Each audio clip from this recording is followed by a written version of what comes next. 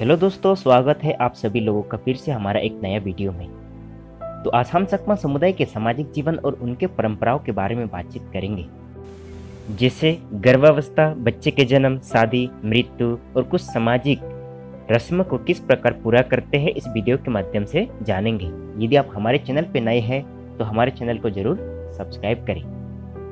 सकमा समुदाय के लोग बौद्ध धर्म को मानने वाले हैं, इसलिए उस समाज में उच्च नीच की भावना नहीं है। ये सभी लोग बिना किसी भेदभाव से एक साथ उठना, बैठना, खाना, रोटी बेटी और हर प्रकार के सामाजिक कार्यक्रम में सहभागी होते हैं। तो सबसे पहले हम बात करने वाले हैं गर्भावस्था एवं जन्म के रस्म के बारे में। सकमा समुदाय एक पुरुष प्रधान समुदाय है। हालांकि यहाँ लड़का और लड़की दोनों को समान महत्व दिया जाता है। गर्भवती का देखभाल के लिए एक दाइमा का नियुक्त किया जाता है, जिसे पेदोजा के नाम से जाना जाता है। हालांकि समय के चलते आज दाइमा का जगह नर्स और डॉक्टरों ने ले ली है। गर्भावस्था के दौरान 5वां और 6वां महीने के समय एक और रस्म पूरे किए जाते हैं, जिसे जंगशाला के नाम से जाना जाता है। इसके मतलब गर्भवती को हर प्रकार के खाना खाने का अनुमति होता है, सिवाय नशीली वस्तुओं की। गर्भावस्था के समय दोनों पति और पत्नी धार्मिक कार्यों से जुड़े रहते हैं, जैसे बुद्ध विहार जाना, भिक्षु से प्रवचन सुनना एवं धार्मिक पुस्तकें पढ़ना। गर्भावस्था के दौरान पति को यह सलाह दिया जाता है कि यदि वो शिकारी है तो शिकार करना बंद करे एवं किसी प्रकार की हिंसा न करे। साथ ही साथ घर में शांति का माहौल बनाए रखे और पत्नी का खानपान और स्वास्थ्य के ध्यान रखे। पुराने जमाने में बच्चे के जन्म होने के बाद लगभग 5 दिनों तक उसके आसपास आग जलाया जाता था, ताकि बच्चे से बीमारी और मक्खियों को दूर रखा जा सके। बच्चे के जन्म होने के बाद 2 और रस्मों को पूरा किया जाता है, जिसे बात मोजा एवं खोजोई पानी के नाम से जाना जाता है। बात मोजा का मतलब शाही भोजन होता है, जो गांव वालों के द्वारा या आसपास मित्र, मैत्रीन और परिवार के द्वारा माँ को एक अच्छे भोजन प्रदान किया जाता है, ताकि माँ को और बच्चे को अच्छा विटामिन प्राप्त हो सके। और खोजोई पानी के द्वारा माँ और बच्चे दोनों का स्वागत किया जाता था, और साथ ही साथ माँ और बच्चे के लिए अच्छे स्वास्थ्य के लिए मंगल कामनाएं किया जाता है। और बच्चे को नाम किसी भी व्यक्ति के द्वारा दिया जा सकता है।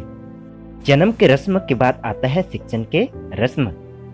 माँ के गर्भ से जन्म होने के लगभग 60 साल के बाद हर बच्चों को कम से कम 7 दिन के लिए भिक्षु बनना अनिवार्य है, ताकि वो बौद्ध धर्म और अपने संस्कारों के बारे में जान सके और अच्छे व्यक्ति किस प्रकार बने, ये शिक्षण प्राप्त करके समाज में अच्छे व्यक्ति के रूप में उभर सके। 7 दिन के लिए भिक्षु बनना यानी कि अस्थायी भिक्षु, ये लड़कियों के लिए अनिवार्य नहीं है। अगर किसी बच्चे का इच्छा है तो वो 7 दिन से भी ज्यादा रह सकते हैं और श्रामणर के रूप में अपने जीवन में शिक्षण प्राप्त कर सकता है। शिक्षण पूर्ण होने के बाद या उससे पहले अपने इच्छा अनुसार वो जब चाहे अपने चीवर छोड़कर घर वापस जा सकते हैं। माँ के गर्भ से जन्म होने के लगभग 20 साल पूर्ण होने पर वो माता पिता की अनुमति के साथ अस्थायी भिक्षु भी बन सकते हैं। और भिक्षु जीवन में शिक्षण के दौरान माता पिता एवं समाज के द्वारा उन्हें सहायता प्रदान किया जाता है। बच्चे के शिक्षण पूरा होने के बाद तीसरा आता है शादी। सकमा समुदाय में शादी को सुमलोंग के नाम से जाना जाता है। बच्चों का शादी माता पिता के द्वारा तय किया जाता है, हालांकि इसमें बच्चों की इच्छा को भी महत्व दिया जाता है। हालांकि अपने ही गोत्र यानी कि खूनी संबंध में शादी करना प्रतिबंध है। सकमा समुदाय में 2 प्रकार से शादियां लगाया जाता है, एक धार्मिक और दूसरा पारंपरिक। धार्मिक शादियां बौद्ध भिक्षु के द्वारा संपूर्ण किया जाता है, जिस शादी में नशीली वस्तुओं का अनुमति नहीं होता। दूसरा जो पारंपरिक है, जिसमें गांव के सबसे ज्येष्ठ व्यक्ति यानी कि बुजुर्ग व्यक्ति के द्वारा शादी को परिपूर्ण किया जाता है। शादी के दौरान वर और वधु दोनों परिवार एवं वहां पर उपस्थित लोगों के सहमति से दोनों वर वधु को सफेद कपड़े से बांधा जाता है। दोनों वर और वधू एक दूसरे को पुष्प देकर आपस में स्वागत करते हैं और इस समुदाय में सिंदूर और मंगलसूत्र का इस्तेमाल नहीं किया जाता। शादी के बाद वहां पर उपस्थित हर बुजुर्ग लोगों से आशीर्वाद लिया जाता है और वहां पर उपस्थित सभी बुजुर्ग लोग वर और वधू की अच्छी जीवन की कामना के लिए उन्हें अच्छे सलाह देते हैं एवं कुछ पैसे इनाम के तौर पर देते हैं। इस समुदाय में दहेज का कोई प्रथा नहीं है, पर लड़के वालों के तरफ से लड़की वालों को कुछ आभूषण, पैसे, कपड़े और कुछ आवश्यक वस्तुएं दिया जाता है जिसे दावा कहा जाता है। लड़के वालों की तरफ से लड़की वालों के लिए घर से मीठा बनाकर लेकर जाते हैं जिसे पीडे फुल्लेंग कहा जाता है और उस फुल्लेंग को फूलों से सजाकर लड़के के बहन के द्वारा लेकर जाया जाता है। बहु विवाह शादी स्वीकार्य है, हालांकि बहुत ही कम पाया जाता है और इस समुदाय में विधवाओं को रानी कहा जाता है और उन्हें पुनर्विवाह का भी अनुमति दिया जाता है। पति की मृत्यु के बाद पूरा संपत्ति उस विधवा को प्राप्त होता है। चौथा आता है मृत्यु संस्कार। वो किस प्रकार पूरा करते हैं? सकमा समुदाय में जब किसी व्यक्ति का मृत्यु हो जाता है तो उसके परिवार एवं रिश्तेदारों के द्वारा 6 दिनों तक किसी प्रकार के मांस मच्छी का सेवन नहीं करते और इस समुदाय में मृत शरीर को जलाया जाता है। हालांकि छोटे बच्चे एवं महामारियों से मृत्यु हुआ व्यक्ति के शरीर को दफनाया जाता है और उस परिवार को गांव वालों के द्वारा लगातार 6 दिनों तक भोजन प्रदान किया जाता है और वो परिवार किसी प्रकार की कमी महसूस ना करे या ना डरे, जिसके लिए गांव के लोग उनके घर में जाकर सोते हैं एवं साथ देते हैं। जलाने या दफनाने के बाद उस शमशान घाट में उसके ऊपर एक सफेद कपड़ा पहरा दिया जाता है झंडा के रूप में, जिसे थंगनकानी कहा जाता है। 100वें दिन के शाम को एक छोटा सा बुद्ध विहार निर्माण करते हैं। ऐसा कहा जाता है कि भगवान बुद्ध के जीवन काल में जब किसी व्यक्ति का मृत्यु होता है तो उसके घर में 6वें दिन में भगवान बुद्ध को निमंत्रण दिया जाता था। इसलिए सकमा समुदाय के लोग बुद्ध विहारों से एक बुद्ध मूर्ति जय जयकार के साथ लेकर आते हैं एवं उस मृत व्यक्ति के याद में उस छोटा बुद्ध विहार के चारों ओर मोमबत्तियां जलाया जाता है।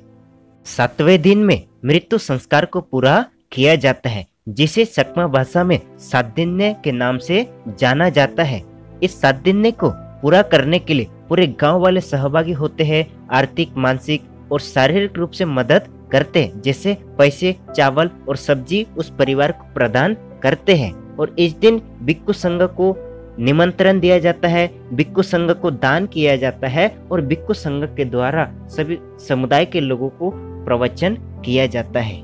और इस समुदाय में भिक्षु और भिक्षुनियों का मृत्यु संस्कार आम आदमियों से भिन्न होता है, जिसे गारी थाना के नाम से जाना जाता है। जब किसी ज्येष्ठ भिक्षु या भिक्षुनी का मृत्यु होता है तो उसके मृत शरीर को 3 महीने तक सुरक्षित रखा जाता है और 3 महीना परिपूर्ण होने के बाद ही उस मृत्यु संस्कार को पूरा करते हैं। 3 महीने के दौरान सकमा समुदाय के द्वारा एक लकड़ी का गाड़ी का तैयार किया जाता है और उस गाड़ी में उस मृत शरीर को रखकर आगे और पीछे दोनों तरफ से खींचा जाता है, इसलिए इसे गारी थाना के नाम से जाना जाता है। उसी गाड़ी के साथ भिक्षु के मृत शरीर को भी जला दिया जाता है और इस भिक्षु की याद में समुदायों के द्वारा 84,000 मोमबत्तियां चारों ओर जलाया जाता है। इस दिन भिक्षु संघ को भी निमंत्रण दिया जाता है और इसमें आसपास के गांव वालों को भी निमंत्रण दिया जाता है और सामाजिक रूप से इस संस्कार को परिपूर्ण किया जाता है और इस संस्कार को एक त्योहारों के रूप में मनाते हैं और बहुत बड़ा मेला लगता है। सकमा समुदाय में 3 और सामाजिक रस्में होते हैं, जिसे गरसबा, मालिये और पांग के नाम से जाना जाता है। जब किसी चकमा परिवार को ये पता चलता है उन्हें आवश्यकता से अधिक खेतों से चावल प्राप्त हुआ है तो वो गांव वालों को भोजन के लिए निमंत्रण देते हैं, जिसे गरसबा के नाम से जाना जाता है। दूसरा मालिये मालिये का मतलब होता है सामाजिक मदद। जब किसी परिवार किसी कारण से अपने खेतों के कार्य को परिपूर्ण नहीं कर पा रहा हो तो गांव के सभी लोग एक साथ आकर उस व्यक्ति को मिलकर मदद करते हैं। और तीसरा आता है फांग। फांग का मतलब होता है प्रकृति के प्रति सम्मान करना। जो खेतों में काम शुरू करने से पहले प्रकृति को सम्मान दिया जाता है, जिसे फांग कहा जाता है। तो इस प्रकार सकमा समुदाय के सामाजिक रस्में होते हैं। इसमें से कौन से आपके लिए नई बात है, कमेंट करके हमें जरूर बताएं। बहुत बहुत धन्यवाद।